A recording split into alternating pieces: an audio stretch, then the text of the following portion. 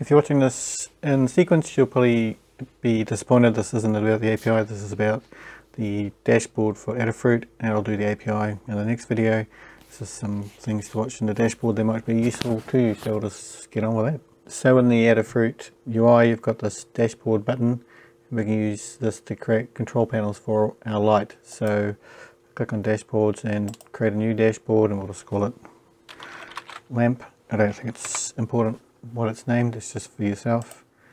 And create, and we click on that one, and in our this is our dashboard and it's empty. So we need to add buttons and things to make things work. So we just click over here and we go create new block.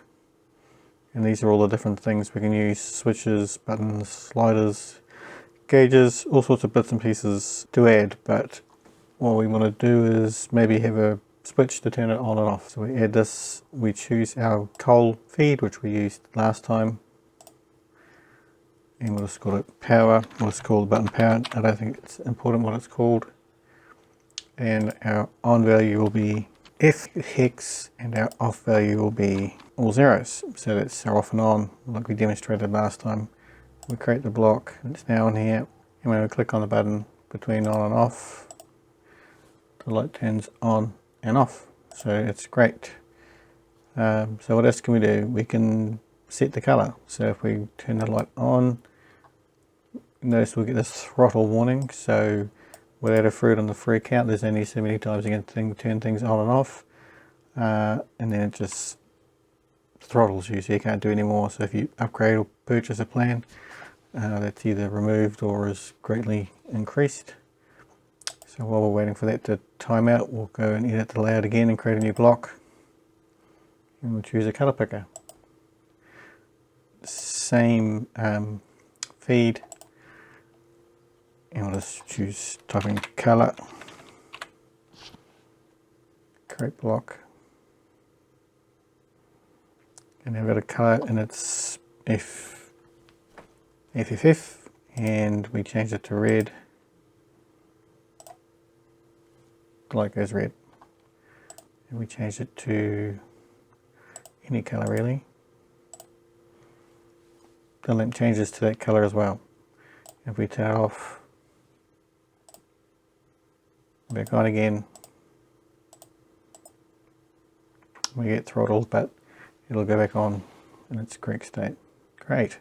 So when we have a look in the feeds again, we see these extra ones which we haven't added: V, status, G and C. So if we have a look at the WLED docs for MQTT, we've got G, which contains the brightness value. We've got C, which tells us what color it's set at, and V, which is a API response, which is a lot more parameters in it. There's an XML response, which is sort of a language which has all the sort of different parameters available, and we're not really going to be using that in the dashboard.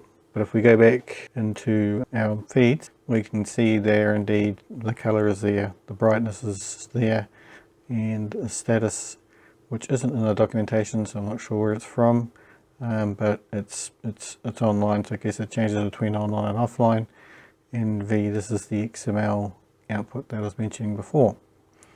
So we can get a value out of the lamp, so let's try that in the dashboard. So we create a block again, and this time we'll choose the color picker again, and we'll choose C because it's going to give us the color value, right?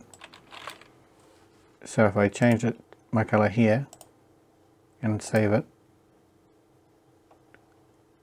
the lamp feeds back, see it's slightly delayed, feeds back to the Adafruit dashboard. Hey, the color's changed to red. Same thing if we go for green and save it, it goes green, and Adafruit picks up straight away through that channel or through that topic that it's green. And same goes for the brightness. So we'll use the slider, and we've got G, which we've got for brightness. Add that as well, and it tells us the brightness of the lamp is 188. If we go into the WLED interface and we change the brightness down to there, the lamp goes dimmer, and we can see the changes being reflected in here as well. So you're saying to yourself, well, I can do that from the app, right? Well, this is from Adafruit, so you don't actually have to be in your local network to do it. So all these changes you're making, you could be in a completely different country to turn a light on and off, because it's going through the MQTT protocol. You can then go in and organize your dashboard so it's a bit tidier. And once you like the layout, you can go back, you can go into full screen. And it looks like a dashboard you've built for this light. So that's it this week, just a quick rundown on dashboards with Adafruit. And next video we'll definitely go over the API and turning things on and off based on notifications. So aside from that, thanks for watching.